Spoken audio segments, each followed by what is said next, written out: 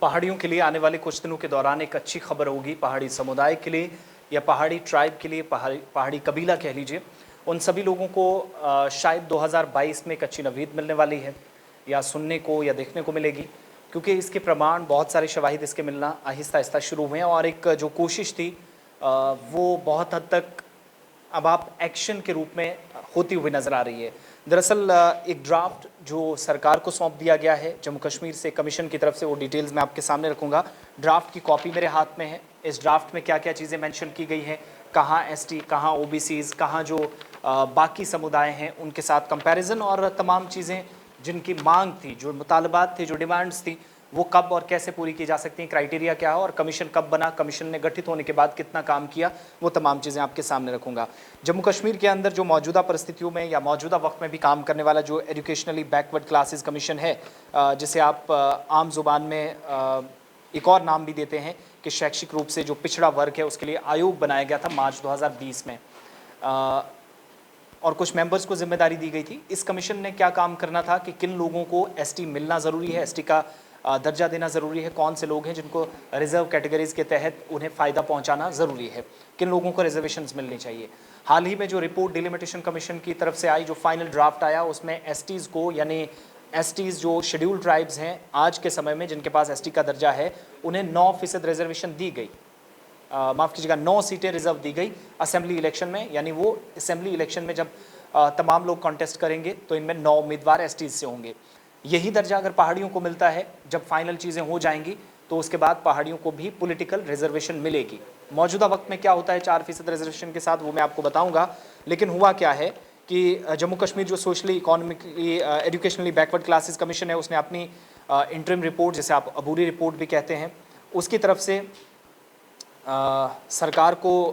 अंतरिम रिपोर्ट भी से कह लीजिए वो सौंप दी है। फाइनल रिपोर्ट इसके बाद तैयार होगी। इस अंतरिम रिपोर्ट में, इस इंटरिम रिपोर्ट के अंदर क्या कुछ कहा गया है, एक तो ये कि फ़ाइनल कॉल जो है वो आप लें। हमने जो चीज़ें ऑलमोस्ट करनी थी जम्मू कश्मीर से, खुशखबरी मैं इसलिए इसको समझता हूँ कि अपने जो काम करने थे कमीशन ने वहाँ पर यूटी लेवल पर जो सिफारिशात थी, कानूनी एतबार से माहिरीन की राय लेना ज़रूरी थी, एक्सपर्ट्स थे, पैनलिस्ट थे, उन सब की बात सुनना ज़रूरी थी, और कंसर्न लोग यानी पहाड़ी ट्राइब जो है वो कैसे इस वक्त मुश्किलात से गुजरते हैं, क्यों वो इस क्राइटेरिया में फॉल करते हैं, वो सारी चीज़ें पर्टिकुलरली डिस्कस हुई हैं।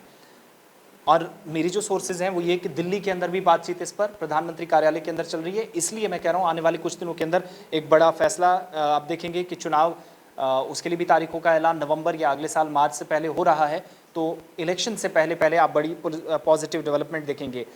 कोई भी ऑफिशियल कमेंट अभी तक इस पर नहीं किया जा रहा, लेकिन हमारे हाथ जो इंटरिम रिपोर्ट थ्रू सोर्सेज लगी है, उसमें बहुत सारे एरियाज़ हैं और कास्ट हैं जो कि ओबीसीज़ यानी अदर बैकवर्ड क्लासेस में भी आती हैं, और एसटी ट्राइब में भी आती हैं, और एसटी ट्राइब से बाहर भी हैं, ये रिपोर्ट में मेंशन किया गया है। और अगर ये सारी चीज़ें यानी एसटी का स्टेटस मिलता है तो इससे क्या होगा कि पहाड़ीज़ भी एलिजिबल होंगे पॉलिटिकल रिजर्वेशन के लिए, और बाकी जो 4% ऑलरेडी जो अनाउंसमेंट हुई थी 370 के तनसीख के बाद, इसके ख़त्म होने के बाद आर्टिकल के, तो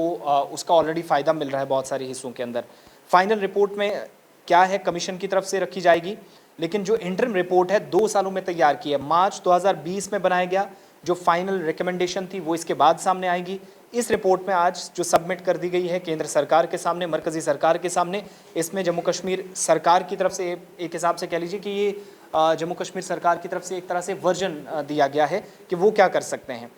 कमीशन जो बनाया गया था उसको हेड करते रिटायर्ड जीडी शर्मा, इनके साथ जो जिम्मेदारी निभानी थी वो रूपलाल भारती और मुनीर खान जो कि मेंबर बनाए गए थे कमीशन के। मौजूदा वक्त में जितनी भी ओएससीज़ हैं, अदर सोशल कास्ट हैं, बाकी जो हैं पहाड़ियों के अलावा,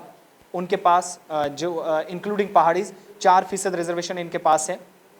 और रिजर्वेशन 2% जो पहले हुआ करती थी उसको सरकार की तरफ से बढ़ाकर 4 किया गया था पहाड़ियों के लिए, जिसमें आज के वक्त में भी जम्मू कश्मीर के अंदर स्टेटस, जो स्पेशल स्टेटस ख़त्म हुआ साबिक़ा रियासत का, उसके बाद 4% तक का फ़ायदा मिला गया। ओबीसीज़ के लिए जो रेकमेंड किया गया है कमीशन की तरफ से, सोर्सेज हमारे ये बता रहे हैं कि वो भी एसटी स्टेटस एक तो पहाड़ियों को दिया जाएगा, और पॉलिटिकल रिजर्वेशन के लिए भी अनाउंसमेंट जो है वो इसी के थ्रू होगी, यानी चुनाव से पहले एक बड़ी डेवलपमेंट होने जा रही है। आप अंदाज़ा इस बात से लगाइएगा कि कितनी जल्दी चीज़ें बदल रही हैं। कुछ दिन पहले हमने एक अच्छी खबर का इशारा दिया था, और वो अच्छी खबर आने वाली है, क्योंकि दिल्ली के अंदर भी डिस्कस हुआ है, वहाँ से कमीशन की रिपोर्ट आई है, तो यहाँ पर चीज़ें डिस्कस हुई हैं। डिलिमिटेशन कमीशन की तरफ से 9 सीटें जो एसटीज़ के लिए रिजर्व रखी गई थी, ये बाद में बढ़ सकती हैं जब एसटीज़ का दर्जा, एसटी का दर्जा जम्मू कश्मीर के अंदर पहाड़ियों को दिया जाएगा, और वो भी रिजर्व सीट्स पर कॉन्टेस्ट कर सकेंगे पूरे जम्मू कश्मीर के अंदर। ये चीज़ें क्लियर मैं आपको कर बीजेपी के या बाकी जमातों के कई लीडरान हमने देखे जो लगातार इसकी बात करते रहे। 370 की तनसीह के बाद पहाड़ियों को हमेशा एक तरह से लॉलीपॉप दिया गया, उन्हें बहुत खुश किया गया, आपको ये चीज़ें मिलेंगी, ठीक है। और कहीं पर भी वो आज के वक्त में तालीमी इदारों के अंदर जाते हैं तालीम के लिए, तो उन्हें 4% रिजर्वेशन मिलती है, जो पहले 2 हुआ करती थी उसे बढ़ाकर 4 गया था, लेकिन मिनिमम 10 होनी चाहिए, ये मांग की जा रही थी इन बैकवर्ड क्लास लोगों की तरफ से।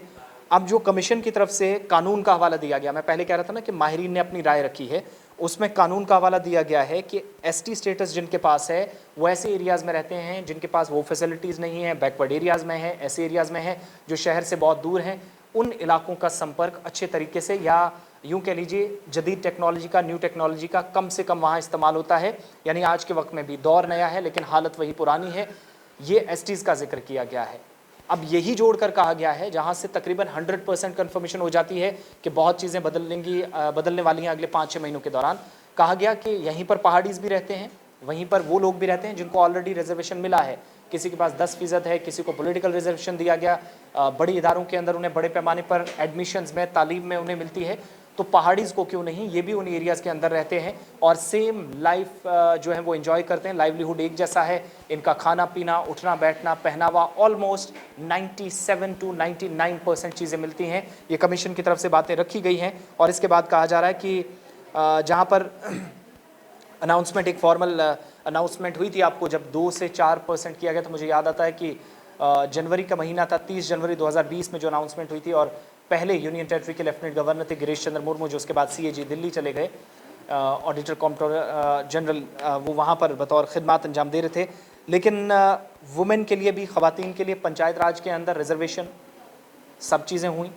लेकिन पहाड़ियों को एक तवील अरसे से इंतज़ार था। और अब क्या किया गया है कि बहुत जल्द कहा जा रहा है कि फ़ैसला इस पर लिया जाएगा। अब ये जो रिपोर्ट है, ये वजारत दाखिला इस पर साइन करेगा, वजारत दाखिला इसको पार्लियामेंट में ले जाएगा, हतमी फैसला वहाँ से होना बाकी है। लेकिन जम्मू कश्मीर से एक बड़ी अड़चन ऑलमोस्ट ख़त्म कर दी गई है। इंटरिम जो रिपोर्ट आई है, जो अभी तक डिटेल सामने आई हैं, और वो भी उस कमीशन की तरफ से जिसे जिम्मेदारी दी गई थी 2020 में, 3 बड़ी अहम शख्सियात इसमें काम कर रही थी। और MHA जो है जम्मू कश्मीर और मरकज़ी वजारत दाखिला जो है, वो इन रिकमेंडेशंस को जो कमीशन ने रखी हैं, ये सरकार के सामने रख दी हैं। जम्मू कश्मीर एडमिनिस्ट्रेशन भी इस पर सोचेगी और उसके बाद फैसला MHA, home ministry of home affairs यानी वजारत दाखिला की तरफ से लिया जाएगा, जिसका मतलब ये समझ में आता है कि पार्लियामेंट के अंदर अगले सेशन के दौरान इस बिल पर बात की जाएगी, सरकार अपनी बात रखेगी। और हमारे सोर्सेज कन्फर्म कर रहे हैं कि 7 से 8-9% तक रिजर्वेशन, ये एक तरफ अनाउंसमेंट के चांसेस हैं। और जो गुज़श्ता दिनों PMO के अंदर हमारे सोर्सेज बता रहे हैं कि चीज़ें डिस्कस हुई हैं, उससे ये भी पता चल रहा है पॉलिटिकल रिजर्वेशन का भी साथ साथ ऐलान किया जा सकता है। तो क्या ये बड़े फैसले इन्हीं 6 महीनों में होंगे या 1 साल लगेगा? फ़िलहाल जम्मू कश्मीर के अंदर जो शैक्षिक रूप से पिछड़े लोग हैं, पिछड़े वर्ग के लोग हैं, उनके लिए जो कमीशन बनाया गया था, उसकी तरफ से अपनी रिपोर्ट रख दी गई है। GD शर्मा की सदारत में काम कर रहा था, जो मेंबर्स थे रूपलाल भारती और मुनीर खान, ये इसका हिस्सा थे, अपनी रिपोर्ट दे दी। और पहाड़ियों के लिए 2022 के एंडिंग से पहले ही, और जम्मू कश्मीर में अगले इलेक्शन या तो नवंबर में होंगे, अगर नवंबर में मौसम इजाज़त नहीं देता तो मार्च तक होंगे, उससे पहले एक अच्छी खबर आने वाली है जिसके लिए तैयारियां कर ली गई हैं। और इस पर खुशी का भी इजहार पहाड़ी ट्राइब की तरफ से किया जा रहा है, STs की तरफ से किया जा रहा है कि ठीक है, सारी चीज़ें अच्छी, लेकिन